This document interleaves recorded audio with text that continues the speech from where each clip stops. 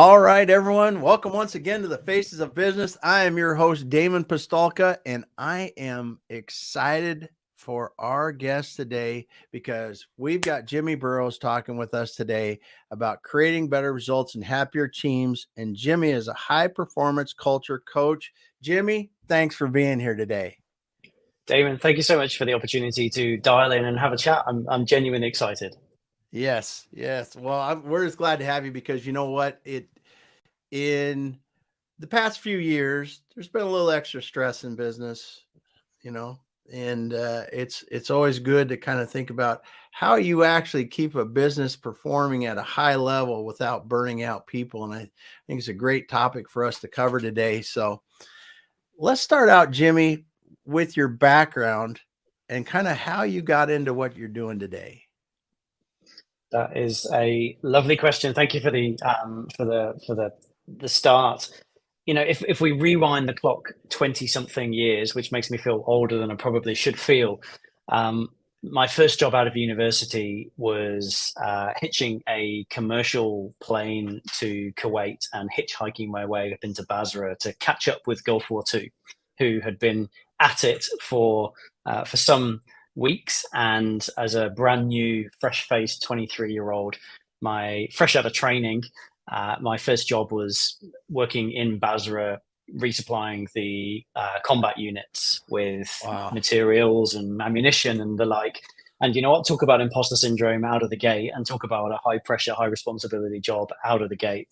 But you know, that's kind of set the tone for my entire career. That's led to where we are today. So in order to get to that, you know, hitchhiking trip up from Kuwait City, I had to go through 44 weeks of intensive leadership training at the Royal Military Academy Sandhurst in the UK, kind of the equivalent of West Point, I guess, for Uh-huh. the US audience.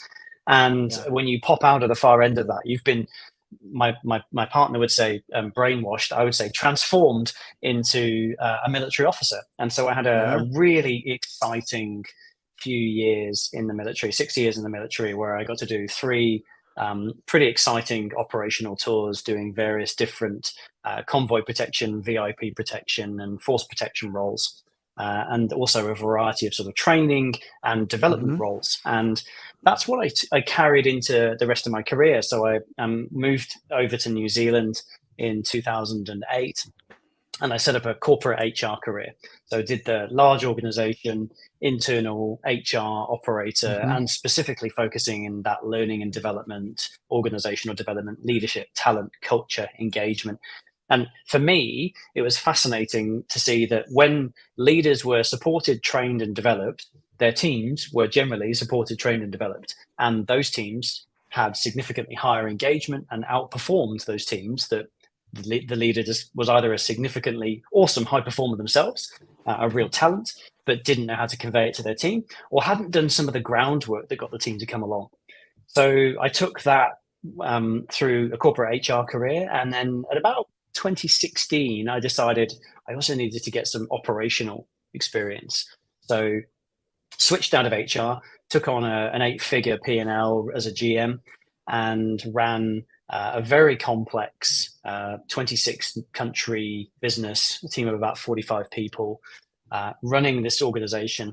And within about 3 months of being in the job, the the organization had a very significant legislative shift, which meant that immediately 50% of my P&L disappeared, and I had to find out a way of getting that back. So $20 million evaporated in one decision overnight by the government, which was Woo. tough. We transformed the operating model of the entire business, how we acquired customers, how we retained those customers, how we did business with those customers, and everything was being transformed at the same time. And do you know Mm-hmm. what? A lot of people started to burn out. A lot of my peers Yeah. were struggling. A lot of them decided to leave. A lot of them were like, what's the point in doing anything, because they're just going to change everything anyway. They were getting very negative. All of the Yeah. networks started to fall apart. Nobody was trying anything new because there's either no point or it wasn't allowed, and everybody was worn out. And I noticed the same thing starting to happen to me, right? I noticed myself starting Mm-hmm. to become a bit lower in energy. You see, I'm quite peppy. My pep was gone. Yeah. And in 2017, I burned out. And since 2017, I've been working my way back. So it took about 6 months to recover from that experience, and then built a business, which is now, I think, a pretty successful business, working with large organizations, saying to the leaders in those organizations, hey, do you know what? Sometimes burnout is a reality. But my goal is to say, I'll use my battle scars, I'll use my experiences, I'll use 20 years in working in the world of leadership, so you can stay in work and you can find some practical things that are going to help you to keep earning, keep working, keep supporting your family, keep supporting your team. And there may be people in your team who are struggling with the same thing, so we'll also give you some practical tips for that. And that was where my business was born. Very cool. Very cool. So when you go all the way back to the beginning of your medical career, or to military career, excuse me, I was thinking medical on the mind. What do you think were one of the challenges that you, because I'm thinking you got to be like in your early 20s, you're dropped off, you kind of make your way in a very strange land to you. What were some of the things there that you think you've carried through all the way that have really helped you dig deep when you needed to? Oh my goodness, where do we start? I have a couple of brothers who I went with through Santos with, and we still always say that Company Sergeant Major Alan Bowen, who was of the Welsh Guards, is still in our heads every single day.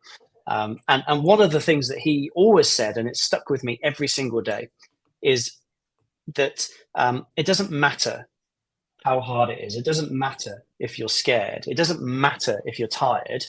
Your job is to get it done. So get it done. Ooh. And this, at a senior leadership level, there are occasions, of course, the world of ambiguity. There are occasions where sometimes it's better to let a dead dog drop and just, go, that's not working, sunk cost fallacy. Let's ignore that. Let's move on. Equally, that passion for delivery, that passion for accountability, and the passion to get it done is something that's carried me through my entire career and has made me successful. Because when other people were giving up, when other people were dropping away, when other people were like, yeah, I'm tired, I'm going to stop, or I don't want to do this anymore, I'm like, no, I'm showing up and I'm delivering. And no matter what. And I mentioned to you just before we came on the call, I've just been 7 weeks almost back to back delivering every day. And it was like, well, my job is to get this done. My job is to be good for you, so I can serve you and you can get the outcome you need from me. So we get it done. So that'd probably be the first one. The other thing I think that I've learned later in life, but it was taught to me back in my 20s, but I didn't pay attention, maybe. And there's a lesson for a time, right? And it was probably one of the greatest insights I've had in the last 12 months as my team has grown and my business has grown to the point where I'm not involved in everything anymore. And it's don't expect you of others. And what does that mean? Well, it's the concept that the reason you're the CEO or the senior leadership team member or the member of the board or whatever it is, whatever level of the organization you're sitting at, you come with a certain level of qualities and experience and drive that puts you here on the ladder. And when you're dealing with somebody who's here on the ladder and they're not performing like you would, well, there's no surprise there, right? Because they're down here. And when you were down here, you perform like that, or maybe a little bit better. But you can't expect you of others. And so for me, that learning of patience and tolerance and coaching that and we act as essentially executive advisory service for senior leaders, saying to them, when you're getting frustrated with your team, when you're getting frustrated with people not delivering, are you expecting the same way that you would do it? Or are you asking and coming back to where they are at down here? Are you meeting them here and are you helping them to climb one rung on the ladder and then help them to keep climbing? Because somebody gave you a break, right? Somebody helped you, somebody mentored you. Now it's your turn. Oh, that's so great. You're meeting them where they're at. And it's funny because we talk about that a lot too, when people are actually scaling their business and they start to bring more people on. You really have to just get away from thinking that I'm going to hire somebody like me. It's going to do the same way I am. And you really have to go, can they do 80% of what I do? As good as 80%? Plenty good. Yeah. Just don't 100%. Try to. And I can't remember who said that quote, but I think it was Richard Branson, but I'm not 100% sure. He said, hire people better than you and then get out of their way. And I think that's beautiful. Don't expect you of others, just hire awesome people. Yeah, it is. It really is about that. So great lessons learned early and then beyond. And as you do it. So when when you're helping people now, well, first of all, let's back up. So how did you really find your purpose in this? I mean, you talked about you were burnt out, but a lot of people wouldn't have said, "Well, I'm going to go in and do this." What was really your thing that sparked you to go, "Listen, I'm going to go help other people not experience what I did or what I Yeah, experienced?" that's such a good question. And, it wasn't like a light bulb overnight moment. It was Yeah. a journey, of course. And to go back to that moment in 2017 where for me life pretty much imploded. It was the end of a relationship, it was leaving a country, it was the end of my employed career, it was leaving a family behind. And so all of these things were, you're going Wow. to have a bit of an introspective Yeah. moment when Yeah. I moved back in with mum and dad at the age of 37, and had to kind of look at myself and go, well, what am I going to do with the rest of my life? Like, I can't retire Yeah. at 37. A, the What bank the heck balance just won't happened? support it, and B, I think I've got some gas in the tank somewhere. And so I decided to take myself off to do something I'd always wanted to do, which was to travel Latin America. And so I booked myself on a couple of months trip, and I ended up becoming immersed in a digital nomad community, traveling digital nomad community, where we would move cities every month, and they provided the ecosystem, the infrastructure, and we could do our jobs on the road. But I didn't have a job, so I was thinking, well, what am I going to do with myself? So started just talking to all of these traveling nomads and entrepreneurs, and would say, how's your day and how did it go? And, we'd be having a beer at the end of the night, and what are the frustrations that are coming up? And unbeknown to me, a lot of these people were extremely successful entrepreneurs and business owners and business leaders who were just taking some time out because they were tired or they were burned out as well. And often it would be, the board are, asking these unreasonable demands, or I'm trying to get this paper done and I've just got so many priorities, or do you know what? There's just no clarity in what anybody wants. And I started to see patterns. And one of the things I've been blessed with is the ability to spot patterns quite readily. And over time, I said, well, would you like some help with that? Would you like to just throw some ideas around, and maybe I can share some wisdom from what I've been through, or maybe we'll get there together. Who knows? And so I started doing that. And then the word got out that there was this ex-army officer, MBA qualified, former GM, who was just basically talking to people and giving them ideas. And that turned into some invitations from some reasonably large organizations to partner with them and build leadership development programs, high potential programs, and the like. And then I managed to get involved in the world of consulting, and I partnered with a couple of organizations to be a consultant and built programs and initiatives for them. And all of the time as I was going through this, I was still like, leadership development doesn't really cut it for Yeah. me. I'm not really feeling like, what's the real problem here? And it always came down to three things. People didn't trust themselves or their team didn't trust them. So trust. People weren't connected to each other. They didn't have a network. They weren't connected into the organization, the plan. They didn't have any development roadmap. And people were purposeless. So they didn't know, why are we doing what we're doing? And what's the purpose of this? And is there any reason? What's the big why?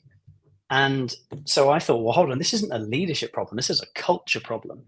Mm-hmm. And I know about culture. I've been building culture in corporate organizations for a while. I've built cultures in my own teams. I've built cultures in various contexts. And I've been a traveler for the last 20 something years. I've been to nearly 70 countries. I've Wow. experienced cultures in different contexts. So I thought, well, there's got to be something in this. So I started just testing high performance culture. And what can we do what does a high performance culture look like? And how does this compare to your organization? What I'm thinking and what you're seeing in your business, what does that look like? And they'd be like, oh, well, actually, there's a big gap. And so I would say, would you like some help?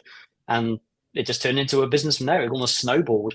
And I probably sat about 2 years ago and I thought, do you know what? I'm in my sweet spot. I get to have conversations with incredible people at the senior levels of organizations to help them, because they're all passionate, they all care, they're Mm-hmm. all really Yeah. driven, they want to do a great job, but they're almost getting in their own way and tripping themselves up. So I was like, I get this privilege to go and stand with these people and talk to them and help them have conversations, and it makes a difference to these big organizations. And then I realized I was truly working in my purpose. I also got to just be me. I got to be Jimmy, Mm-hmm. and that was a blessing, because I think for many executives out there, they're being something because they think they should be something. Yeah. You know, I was the Yeah. pinstripe suit and shirt and tie guy, and now I'm the open shirted living cabo guy, and Yeah. I'm okay with that. And I have a lot of value to offer to those people who are a good match for me, and I'm Yeah. authentic about it. And so there's a lot of stress that gets removed from, am I living on purpose, when you're just living authentically. Yeah. I'm writing that down because it is, I tell you, you can tell hearing you speak about this that you found your true purpose, at least now in your life, because I think sometimes it changes for us over Yeah, the it migrates years. over time. Yeah. But that is one thing I think, even no matter how difficult it is, you don't have the stress of wondering if I'm doing what I really should be doing. And that's Yeah. a huge regret that a lot of people live with every single day. A lot of But people are hamsters on wheels or playing yeah, whack-a-mole. You know, they're just trying to yeah, pay the mortgage or feed their kids or pay the car payment, and they don't love what they do. And yeah, I'm lucky, and I try and help other leaders get to the same place where we go, this is almost not work. Like, it is work because you have to do work, but yeah, it's fun. Like, it's fun yeah, to be in a room of executives who are like, oh my God, I never thought of it like that. We should change that. And we're like, cool. So what's that going to look like? Let's do it. And that's exciting, right? yeah, yeah, no doubt. It's great hearing you speak like this, because it comes out that you really truly enjoy what you do. And that's what I like to see. I mean, because a lot of people can do a lot of things, right? But if I'm a heart surgeon and my heart's not into it, it's not the right thing. So as you're talking to these high level executives and teams, you're talking to them about uh, beating burnout, and two, we'll talk about your book. Let's talk about your book just for a minute. So your book, Sure. Beat Burnout and Ignite Performance. Let's talk about that a little bit. Then I've got a bunch of questions after this. Okay. So essentially, when I was building the Ways of Working program, which you can see down here, Yeah, I always get that yeah, wrong. yeah, We were trying to systematize or frameworkize, if that's a word, the modules of the program. mm-hmm, And we wanted to make it so it kind of made sense to people. Because with the best will in the world, we all like something that you can pick it up and it just works. That's why we love iPhones. You know, they're simple on the yep, outside, all the thinking is on the inside. yeah, And so when you're talking to leaders who are working in a highly VUCA environment, in a really volatile, really uncertain, very complex, and extremely ambiguous environment, they just don't have the headspace for complicated stuff. mm-hmm, So we were like, well, we want to make this almost commonsensical, to the point where the way we position all the messaging, the way we do all the things is almost so obvious that they go, oh my God, yeah, I can do that. I can't believe I haven't been doing that before. And you're like, cool, so let's go do it. And there's a lot of neuroscience and a lot of deep research and a lot of academia that goes behind all the stuff that we talk about. But on the surface, when we have the facilitated conversations through the program, it's all about, well, I'm just going to plant some seeds or run some wires and turn some light bulbs on in your head.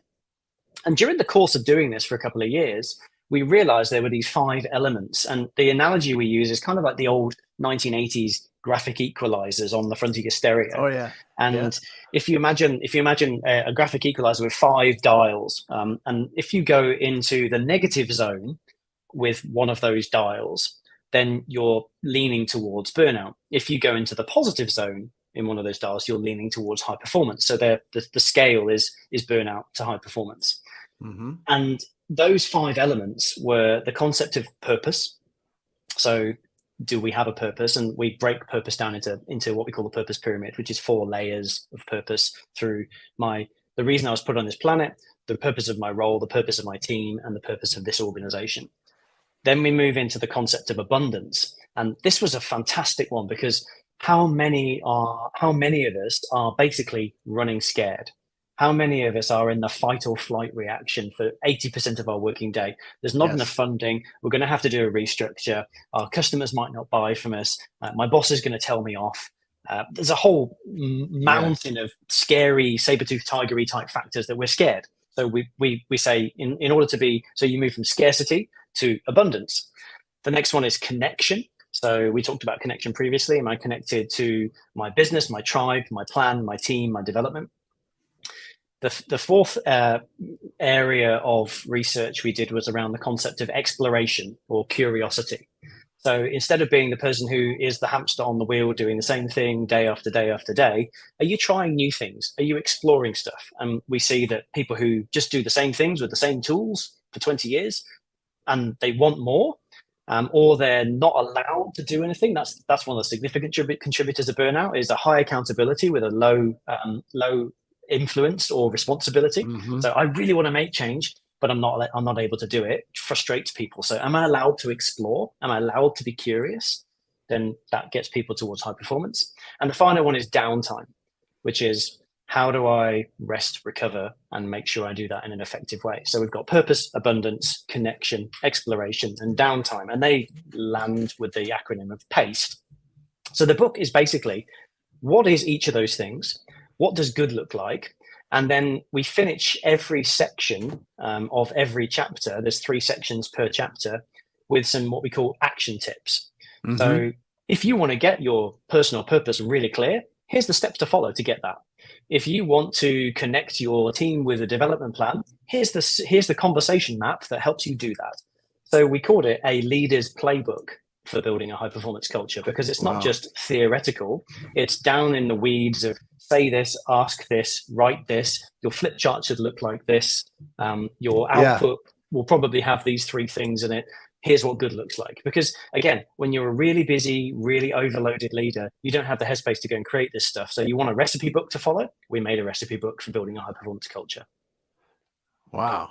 That's awesome. And it's so important too, like you said, to carry it all the way through to the point that not just explain what you want to do, but then give me examples or give me actually the template to use kind of thing, so I can scribble it on a piece of paper while I'm working with my team or whatever. Just so simple that it's, I don't, like you said, I don't have the headspace to learn something new right now. I want to be told what to do. I'll execute it. And then we'll keep going and make it seem obvious, right? So again, all of the practice that we do is around neuroscientific framing and planting of concepts. So everything we do, and the entire book is like a Russian nested doll. So every chapter fits into the next chapter. And you might have noticed that downtime is the last chapter of the book. And we often get challenged on this. Well, surely if people are burning out, signing them off on sick leave or sending them off for a vacation is the solution, right? That people will recover. And that's what we do as a corporate entity in most businesses. It's like, oh, somebody's burned out, just sign them off for 3 months and they'll come back and they'll be okay. And the argument that we always have is, if there's a thunderstorm outside and you come in and dry off and then you go back out and it's still raining, you're going to get wet. And the same thing happens with downtime. Somebody's in full burnout, they go on vacation, nothing has really changed, and they come back, they're going to be burned out again within weeks to months. So we deliberately leave downtime until the end of the book, because what we want to do is start with a foundational element, which is the purpose, and then we nest and build those building blocks towards high performance culture. That's awesome, because I was just in a situation last fall where we were working with a client and people were talking about burnout, and we said, our organization is not structured, and that's what's structured appropriately. And that's what's causing a lot of this, the purpose, the connection, just a lot of things weren't there, like you've discussed. And we purposely didn't go to, like you said, downtime until we took care of some of the other things in that corporation, and it worked. Like you said, it actually curbed a lot of the burnout just by people just having structure in their day and understanding what my purpose is. Like you said, my purpose, my team's purpose, and what we're doing, rather than what is my purpose. That's a huge thing for people. And 100%. It's the biggest single differentiator, is a clear sense of purpose. Because when you have a very clear sense of individual role, team, and organizational purpose, that also then starts to overflow into things like priority decisions, resource allocation decisions, staffing decisions, all of those things. If you haven't got a very clear purpose, and what we normally find is we ask leadership teams now, what's the purpose of this team? And they all write down their answers, and they're all within a couple of degrees of each other. but they're not quite aligned. And so over a period of time, if you and I are 2 degrees apart over time, right, we're going to end up quite a long way apart. Oh yeah. And when it comes down to making that resource decision of, well, should we put funding into this or into this? You and I are going to be fighting over those resources because we both believe that our intention is fully on purpose. But in the reality, we're making slightly different decisions. It's like, putting 10 people in a boat. A couple of them are facing forwards, a couple are facing backwards. 2 of them haven't got oars. Some of them don't even know what a boat is, and then expecting them to be an Oxford to Cambridge, Oxford versus Cambridge high performance rowing team. It doesn't work. Mm-hmm. Oh, that's awesome. That's awesome. So when you come into these teams and these situations now, what are some of the common aspects that you see? Because there's a lot of high pressure, where they just either, if they're not performing at a super high level, they're just not going to make it. Right. And what are some of the commonalities that you see before you start working with people?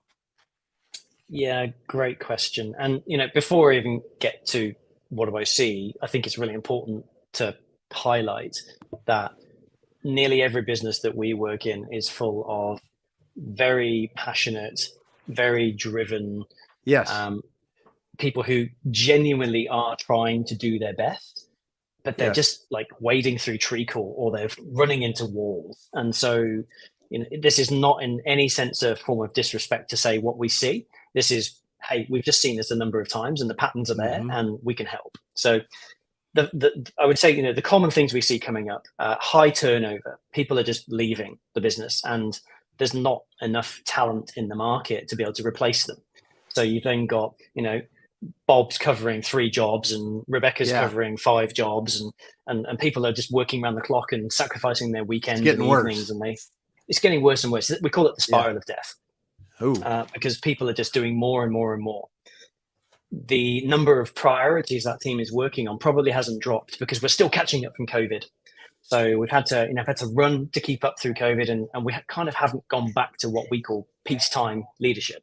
We've stayed in wartime leadership, which is everybody rally together, and that wartime, World War II bunker mentality is stuck with us, and we just keep going in that sense. So we see a lot of that wartime style leadership, crisis leadership still happening. And that's good for a time, but people are tired. We see things that are inappropriate for the post-COVID, post-supply chain crash, processes, procedures, reporting, stuff that people don't even know why it's being done anymore. They just do it because it's always been done and somebody once asked for it, so we do that. So we see a lot of superfluous work without real clarity of what can we strip away. And we do a great exercise in our prioritization is what's the purpose of everything you do? And what we normally see is like, I'm really clear on the purpose and what it does. I'm not really clear on the purpose, but I know it's useful. Or somebody once told me to do this, and I'm kind of just sticking with it until somebody says stop. But I'll give up my weekends and I'll give up my evenings to make sure that happens at my own expense. We see those things. We also see siloization is a really big one. So if those guys over there would just sort themselves out, we could do a good job. We're all trying to work really hard, but those people in that team over there, they're just getting in our way. Or they never talk to us about stuff, or they keep making mistakes, or we never get the report in the right format. We see a lot of that siloization. And so, well, why don't you just go and talk to them? And why don't you just sit down and work it through and put yourself in their shoes and see what they're seeing and find out what's happening for them. And maybe you can come to some common ground or some agreement. So we see siloization. We see people who are undertrained, quite frankly. The leadership model that most of you and my generation were brought up with was a 1990s, early 2000s leadership framework, which is predominantly based around let's standardize, let's make it efficient, let's get it optimized, let's try and remove decision-making variability and just like make things as Six Sigma or as lean as possible. And the reality is the world is not operating like that now. It was COVID, and then it's a war in Ukraine, then it's the supply chain shortage, and we're going to have more and more and more and more of these things. So the reality is a lot of our leadership teams are not equipped with the toolkit to be able to lead their teams through these new levels of complexity that they haven't experienced before. They feel like they have to still lead by being the ideas person and the decision maker. They feel like they have to have all the answers because that's what they were told when they were brought up through the leadership levels, and that's not the case anymore. So that we see a lot of that, and probably the final thing is there's just that massive sense of we can't fail because there's no jobs out there, the market's tight, so people hanging on probably longer than they should have done, and it causing a real cost to their health, their livelihood, and their relationships and their families. And so sometimes it's having that really honest conversation of why are you still doing this? Why are you still here? And can we support you to do something different? It's the end of the road for that person. They may be past burnout. They're already burned out, and they need a bit of a break to reset and recharge, but they're too scared because they have a mortgage to pay and they have kids to feed. Yeah. Well, and it's a situation I think a lot of people find themselves in from time to time too. It's just it's situational, 100%. but not being able to get beyond that for the long term is where I think that, like you said, you can fall over dead in your job if your burnout's bad enough, and it's something that we really need to take personal stock of or personal inventory of to know when it's time to say no. That's for sure. I so agree. And, it's really humbling when you're having a conversation with a senior leader at an organization and their decision-making state now is, I will try and get up tomorrow morning, but actually my life insurance payout might be better for my family. That's the stage when these people get to that. Yeah. Like, wow. Okay. My job has even more purpose now because my job is to keep you working and help you find a way through this without getting any worse. Mm-hmm. Wow. Yeah. If you had a conversation, that's an eye-opening conversation to have, isn't it? Too many, unfortunately. Yeah. Wow. So when you see, so let's talk a bit about the ways of working. This is your facilitated high performance training. Let's talk about that a little bit to see, just what it's about, how you're helping people with that. So I guess it was a couple of years in the making. Well, it's probably been 20 years in the making, but a couple of years in the formation. The concept came from two pieces of work. Number one, I've spent a lifetime building leadership programs. And what normally happens on leadership programs is you take a leader out of their day job for a couple of days up to a couple of months. And, they go to these workshops offsite with some other leaders and they drink from a fire hose of content that's just rammed down their throat. You need to know this, and this is the framework, and this is the tool, and these are the things you need to know. And they're feverishly taking notes. They're checking their emails in the break. We're watching the inbox get bigger. They know they've got to go back to work tomorrow with a day full of meetings. And they never have the headspace to assimilate this stuff that's taught to them. So what you normally get is some really great leadership program content, some fantastic operators in the marketplace who are delivering super cool stuff, but the leader doesn't have the ability to take that back to their own team, contextualize it for what are our problems and what are our issues in our team, what's real for us right now, and how do I use some of those things with a bit of support to get a solution. So in my mind, leadership development training is reasonably flawed because that's about 80% of what we see in the marketplace is go and cheap dip people through a course and then send them back to work and expect them to be better leaders. Yeah. The other piece that we saw from the other end of the scale was high performance team training, which is often run by former sports people, former athletes. And it's about, setting goals and being, uncompromising in the pursuit of reaching those goals. And I'm a kind of a hypocrite in one way because I was saying it doesn't matter how tired you are, deliver. But the reality is that's the theme of high performing teams programs. And again, to me, there was a bit of a gap because some of those teams, they don't have the capacity to do those things right now. And actually what they need is to just get off the hamster wheel, to slow down for a day and be a little bit reflective and think and talk. So what we did was we created a program that does two things. It takes the leader and helps them to have those conversations with their team in their team's context. So we have a framework of what we call elements, but essentially they're little mini modules, activities, and we take them through these elements based on a diagnostic of what's the situation in their team. And it has one of two effects. It either validates the leader is already doing some really good stuff, so they feel good about themselves, they feel more confident to do more of that stuff. or it shows them the way. So it might be they say, look, I don't want to stand up in front of my team and lead a session. I don't know how to lead this conversation. I don't have enough trust with my team to be that vulnerable. So we support the leader through that process. Wow. And open up the conversation with the team. So the team starts to talk about things like, well, what does trust mean to us? And what is our purpose? And I want to share my opinion. And what does psychological safety look like here? And we just try and slow the tempo enough that I don't know how much you know about the neuroscience, but in our brains, there's like the problem solving TV channel, which is where we're go, go, go.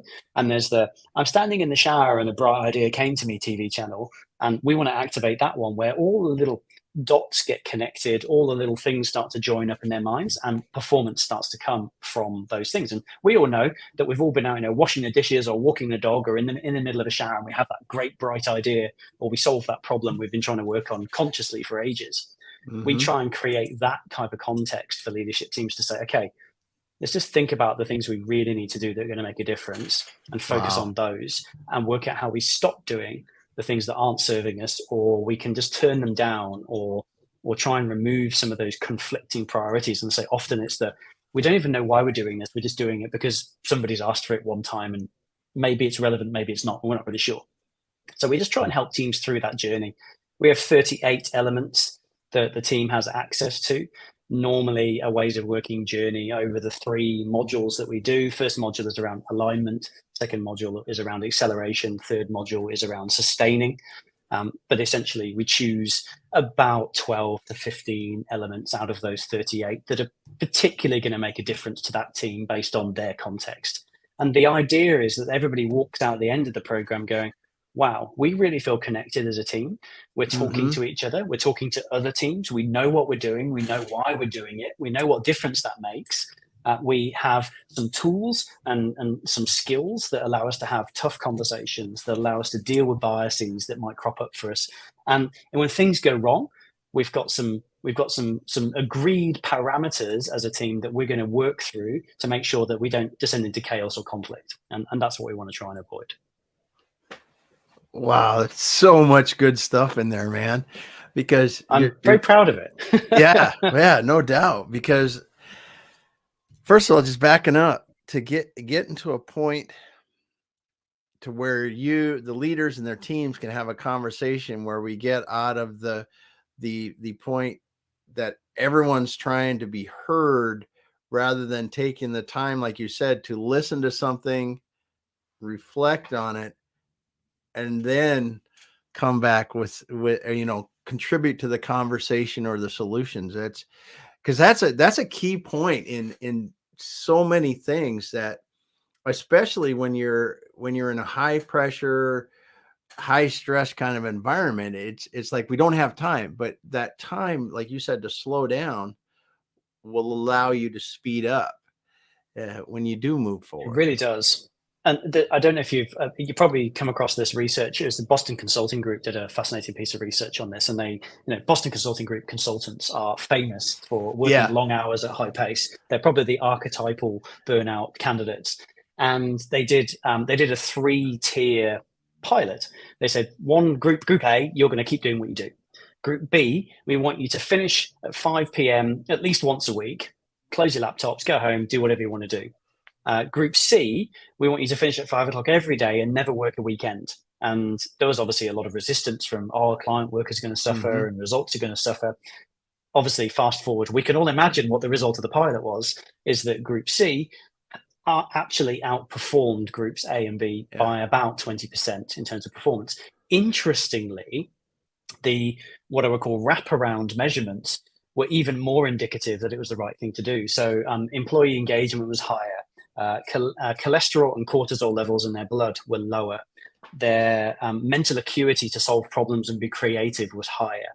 There was some fantastic data that basically said slowing down and giving yourself time to recharge and taking those micro downtimes, not just taking 2 weeks off, but actually saying, hey, I am going to shut the laptop at 5 o'clock tonight so I can go meet it with my friends and connect, important parameter, middle chapter of the book.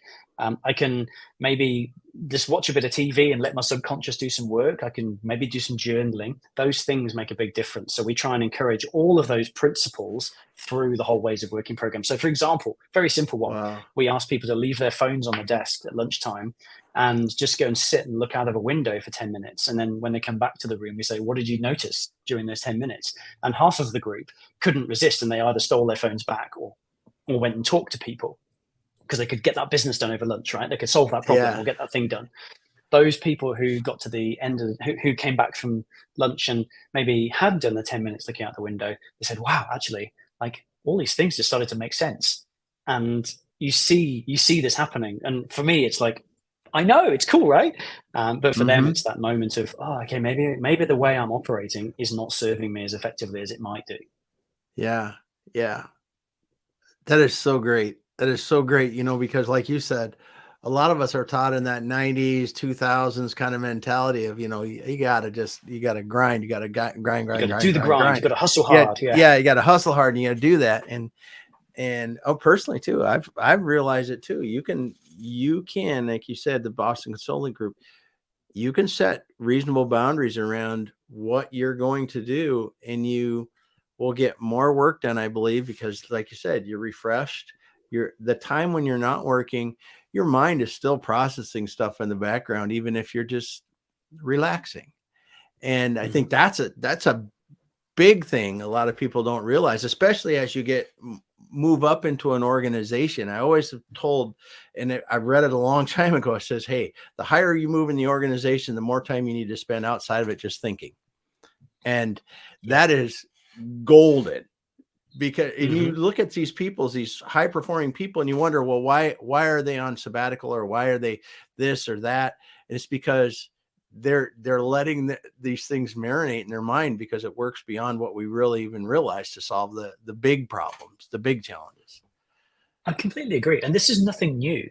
This is No. nothing that we haven't seen before. We can go back to Abe Lincoln. If I had 10 hours to cut down a tree, I'd spend 9 hours sharpening the axe. Yes. So perfect example. Daniel Kahneman's research on fast and slow thinking, the heuristic quick decision might be good as a manager, but as a senior leader, there's a whole lot more ambiguity and other factors that, may need to be considered.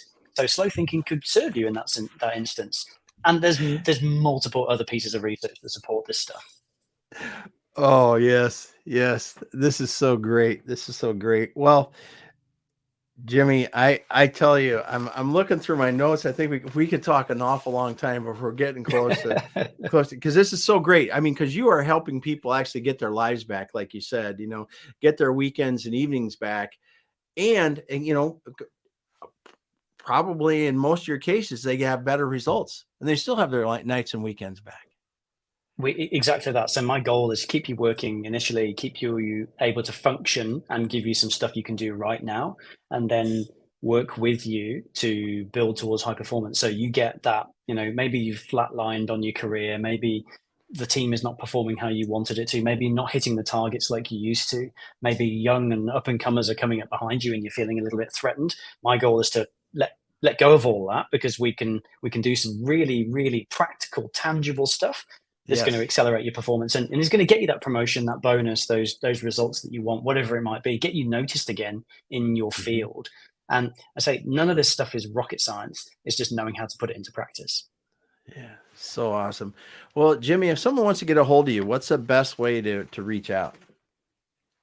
Couple of ways. We obviously have LinkedIn is the way that you and I connected. So I'm very active on LinkedIn and always happy to have a conversation about, as you can see, I'm a complete nerd for this stuff. So if you've got questions, happy to answer them. We're on the website, jimmyburroughes.com. And we're also available in the Ways of Working podcast. So we have a podcast. Oh, I forgot to say about that. Experts on. Yeah, tell us about your podcast. So we missed that. So the podcast is essentially me nerding out with people who I think are super interesting about super interesting subjects. And what we take this principle of people are looking for the performance edge. They're looking for that little thing that they can walk into the leadership team meeting and say, ladies and gentlemen, we should be thinking about this. So each week I invite on a guest who has a particular area of expertise, and we talk about a subject that I think is super cool, and we just literally nerd out on it. So it could be Have you considered employing neurodiverse consultants because they have different pattern recognition and programming skills in your technology team? Have you considered building a coaching culture? How are you using data in the same way that Formula One teams use data? Have you employed some of the Navy SEALs principles of grit? So we just have like very, very cool people, world authorities in their fields, and they come on and we nerd out for 35 minutes. And the Ways of Working podcast is it's pretty new. Like we've only been going for 5 months and it's already charting, and we're really, really proud of the people that are starting to reach out to us to say, hey, can we come on the podcast? So I feel very humbled that I get to have access to people like that to have cool conversations. Yeah. So cool. Well, Jimmy, thanks for being here today. And I wanted to thank the people listening, say thanks for being out there. Thanks for Evangelist for being here today. And Veta Automation, thanks for dropping the comments in here. And I really want to thank everyone that's listening that wasn't able to comment to be here today. And thank you so much, Jimmy, for being here. Hold on just for a minute and we will shut down for now. Thank you. Awesome. Thanks, Damon. Appreciate it.